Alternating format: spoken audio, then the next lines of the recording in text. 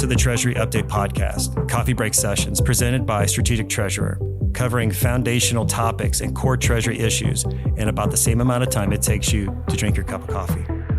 I'll be your host, Jason Campbell, Business Development Leader at Strategic Treasurer.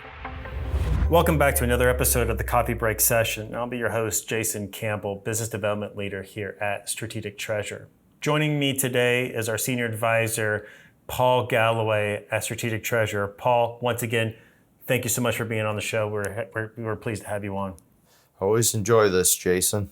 So, Paul, we've had our last episode talking about digital currency and talking about digital coins and tokens, and I think our listeners probably grabbed some good nuggets out of there, and hopefully that will bleed into this conversation as we talk about digital wallets, which I think, again, digital wallets is kind of a little bit more, not just from a business perspective side of things, I think is also too, as a consumer, we find ourselves in plenty of digital wallets, and there's so many options that are out there and available now for folks to kind of utilize. And again, as I look at things, finding ways to be, convenience is everything to me, and the faster I can get things done, the better, and being, that adoptive rate of being digital in my world is there. I love everything digital. So let's get right into this episode to talk a little bit more about digital wallets. So what is a digital wallet, Paul?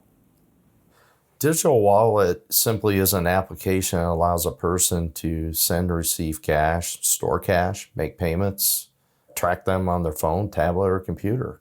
Some of the common examples out there are Apple Pay, Google Pay, PayPal, Zelle.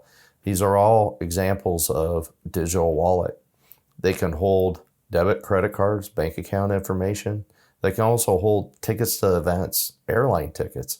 So they're literally a wallet that contains all this stuff that you would perhaps put in your pocket. You and I were talking about this particular subject, and I'm thinking, man, if I can only there's a couple more pieces of life that I have to have all the time. And if I was able to incorporate it into my phone, honestly, I would really no need for my physical wallet, right? And I hate carrying cash. I think you and I were talking about that. You're in the same boat. And I think having a digital wallet is just one of those great things to be able to do. I don't know how many times I've actually left the house and went to a store and then realized I forgot my physical wallet, but then lo and behold, I have my phone, and it just put it next to the the credit card machine, and it would pick up, and say, yeah, you can just pay with your phone. And I thought it changed my world the first time it ever happened. So I know you described a little bit and gave us some examples of digital wallet, but let's go into, this is kind of a twofold question for you. Kind of explain to us, how does it work and is it safe? Yeah, Jason, digital wallets are connected to financial institutions such as bank or credit company, some financial institution that has a way to accept cash. People select an app on their phone, laptop, tablet. They set up an account with their payment information, whatever that ends up being. And they can make payments. They can access their digital wallet via their phone. They enter the information to make the payment, hit send, and it's done. Yeah, and if they're to receive a payment from somebody else, they provide the other person their payment information for that particular app, which is usually tied to like a user ID of some kind. And they make the payment that way, and it comes into your account in your digital wallet. It's pretty slick. So some of the ways to stay safe with a digital wallet, and I think this is really important. I hope listeners, listen to this list because it will help them. Back in the day when I was growing up, it was always, hey, you're carrying cash, because that's what people usually paid with. When I was growing up was cash, and you always tried to hide it. You didn't want to whip out a big wad of cash and kind of show it around, because that might tell a bad guy, hey, I've got money, come and get it. And with a digital wallet, likewise, there's opportunities for people that want to steal from you to take it from you. So these things will help prevent that. First of all, create a strong password.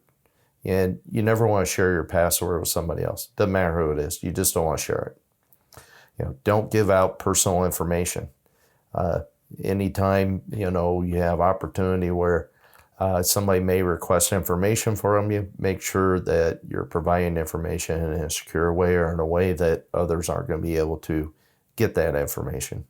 use multi-factor authentication. I use MFA on all kinds of things. I've got all kinds of authenticators. I get emails, I get texts. It's such an easy way to make all the activity that you're doing via your phone, the web, or otherwise secure. So you got that first layer, your user ID, typically some kind of password, hopefully a strong password that you created. Even though you sign in with that, you have another step you have to take. And what's unique about multi-factor authentication is it goes to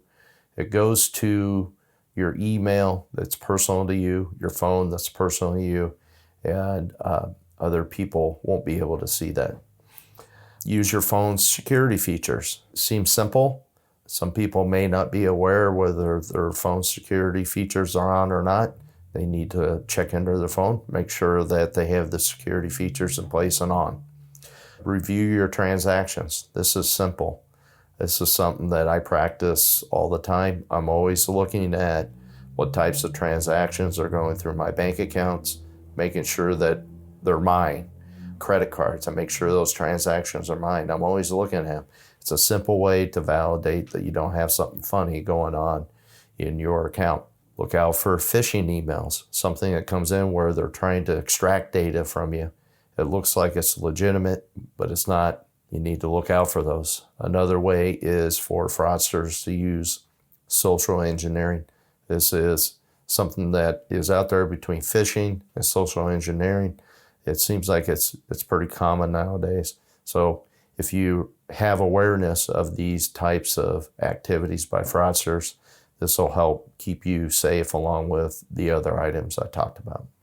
So I know we talked about a little bit about, the safety and the features and things to watch out for, making sure, you have those authenticators, multi-factor authenticators, making sure that the updates are taken care of. Because obviously I know apps, they update, and a lot of times it's security updates, right? It's something that, hey, there may be some vulnerability here and there. So you got to make sure your phone is updated. You got to make sure your apps are updated. I mean, that's from a consumer perspective, right? But I would imagine in the business world, as we start to see digital wallets also too, from that, it's the same thing, right? Your laptop or your systems, your softwares, you got to have those updates in place. That's what it's there for, and making sure those things are set up to ensure that you're in a safe and secured environment. So now we learned about those things there. What are the risks around digital wallets, or are there any risks? Yeah, we kind of talked about some of them around security, making sure you're not using a single method to sign on, use multi-factor authentication. Some of the other risks is that somebody may obtain your data from your phone or your wearables that are connected to wireless networks.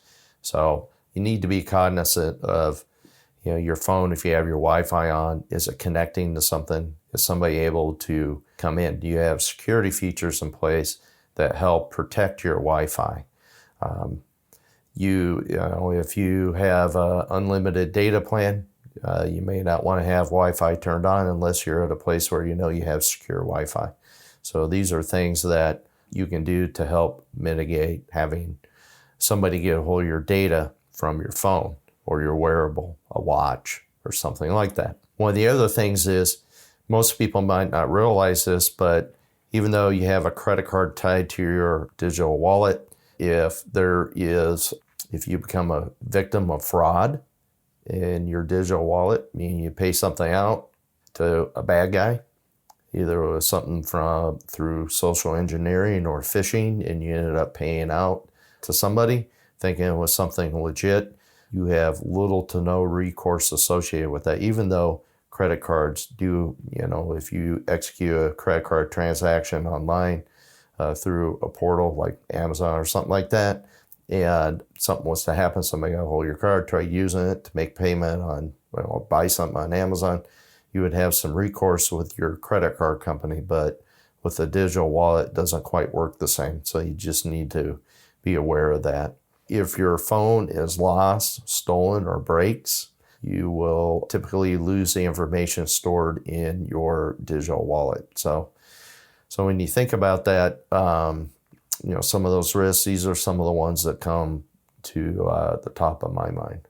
No, those are all great examples of definitely some risk potentials, and it's just about ensuring that knowing the proper steps to take to protect yourself and your funds or your transactions, and ensuring that every step of the way you're validating what's going on.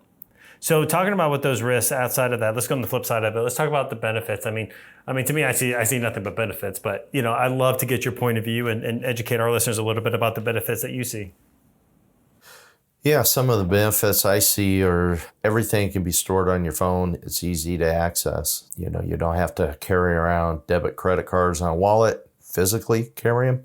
You have them on your phone. People nowadays, myself included, tend to carry their phones everywhere, right? This is something that people more and more rely on. It's become a norm. And so having that digital wallet makes it easy to access and carry all that information with you and be able to execute payments. The other thing that I really like, and I use this quite often, is you can hold tickets to events and airlines and things like that in your digital wallet. I use my phone for concerts and airline tickets all the time. It's so easy. I love it. I don't have to mess around with paper. I don't even have to go to a kiosk. I don't have to go to a will call. I don't have to do any of that. I absolutely love that part. I think it's awesome.